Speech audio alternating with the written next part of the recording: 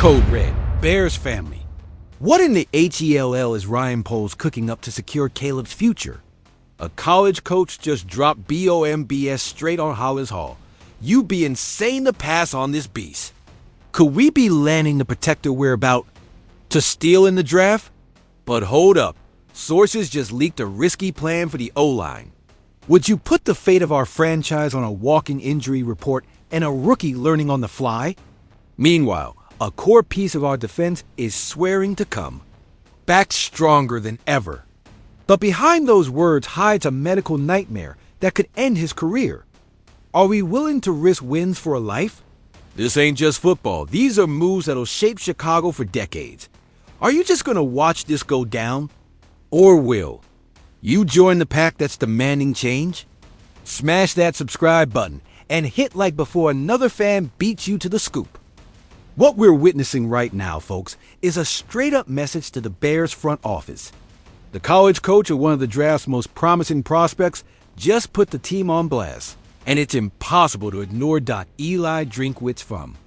Missouri is basically begging the Bears to take Armanu with the no 10 overall pick.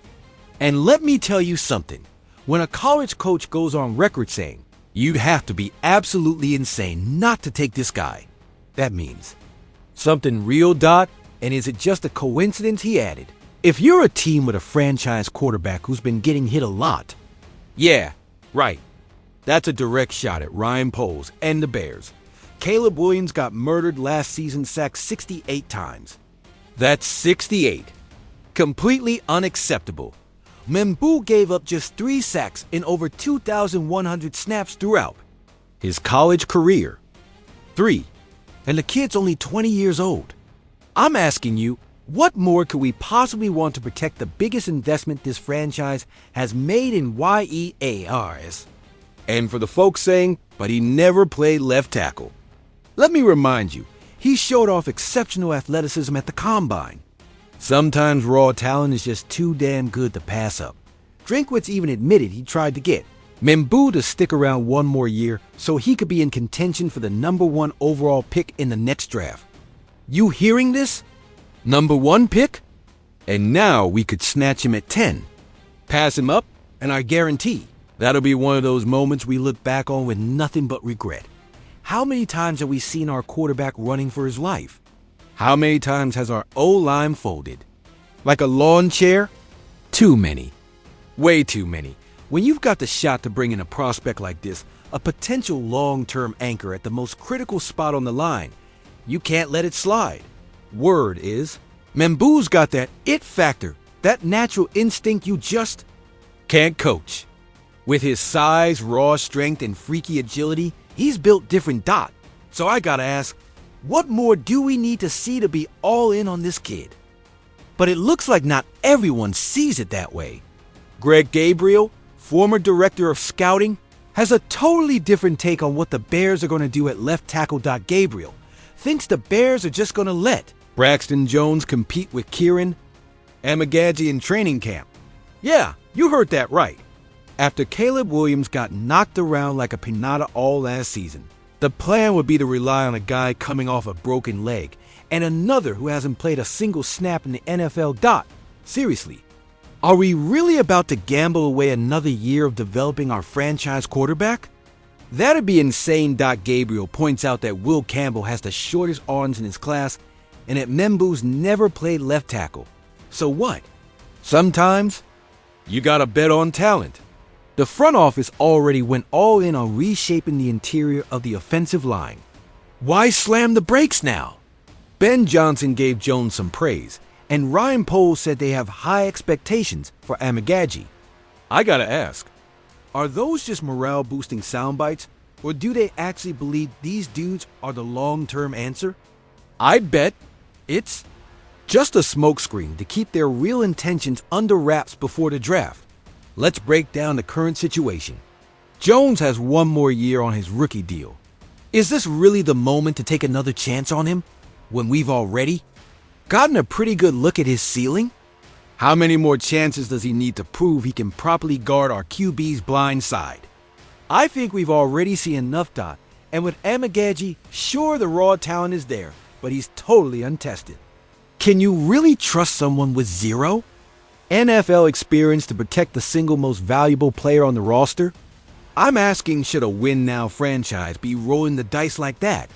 What really sticks with me is that Gabriel basically says if neither guy steps up this year, the Bears will just go looking for the answer in next year's draft.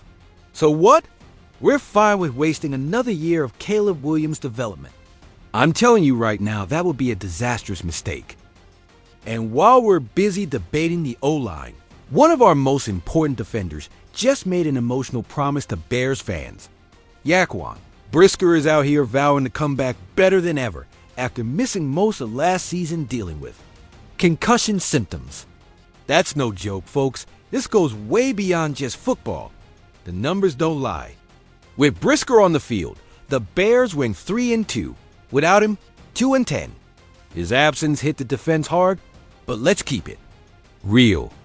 As much as we admire his fire and grit, can we honestly trust he'll stay healthy playing his trademark fearless style?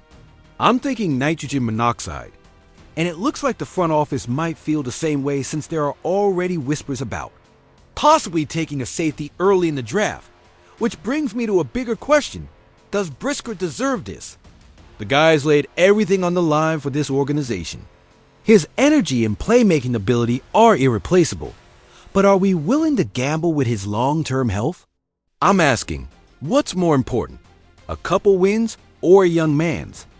Quality of life? I'd say the answer is pretty obvious. Ryan Poles has a tough decision ahead.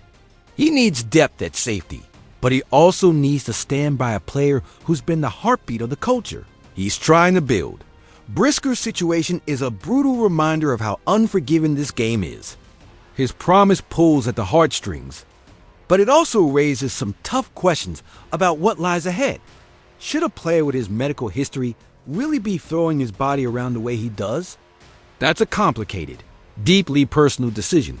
But one thing's for sure, the Bears need a solid Plan B. They just can't go through another year where losing one guy torpedoes the whole defense.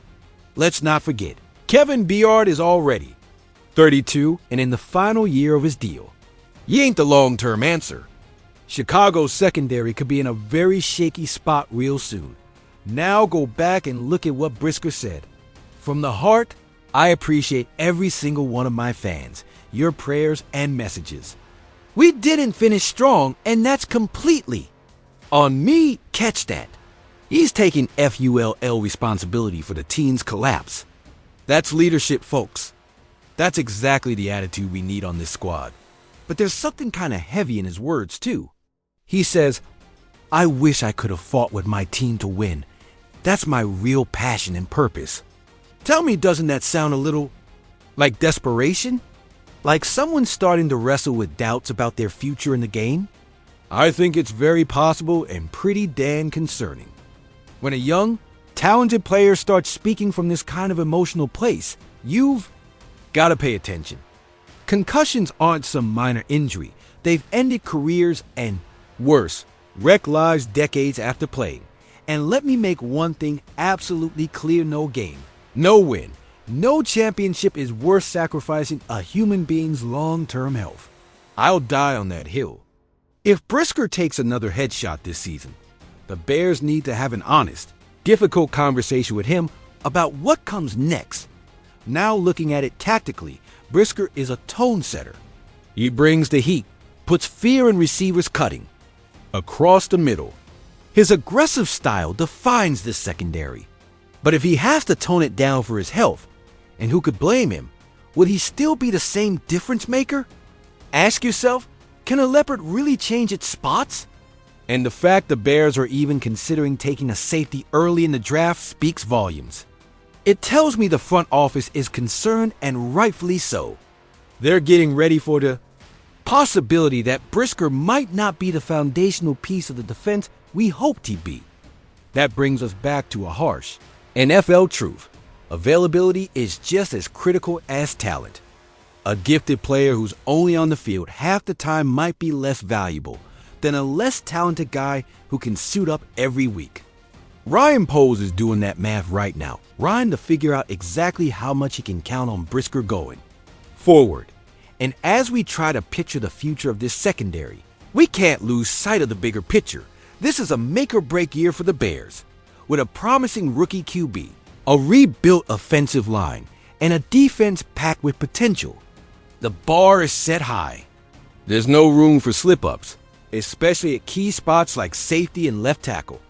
The 2025 season won't just be another year. It might be the one that charts the course of this franchise for the next decade. Whether it's drafting Mimu, putting faith in Jones and Amagaji, or preparing for life without Brisker, these choices will echo for years. So what do you all think? Should the Bears use that number 10 pick on Mimu to protect Caleb Williams, or should they roll with Jones and Amagaji like Gabriel suggests? Drop your takes in the comments. Do you believe Brisker should adjust his play style to protect his health? Or is that fearless edge what makes him so special? Let's hear your thoughts below. And if you were Ryan Poles, what would you do? Bet on the unproven talent already on the roster, or use that precious draft pick to secure the future of this O-line? Whatever decision gets made could make or break this team for years to come. There's no doubt we're at a turning point here in Chicago. Every decision, every draft pick, every contract might be the difference between building something legendary or staying stuck in mediocrity. That's why we need passionate, sharp fans like you to keep pushing the conversation forward.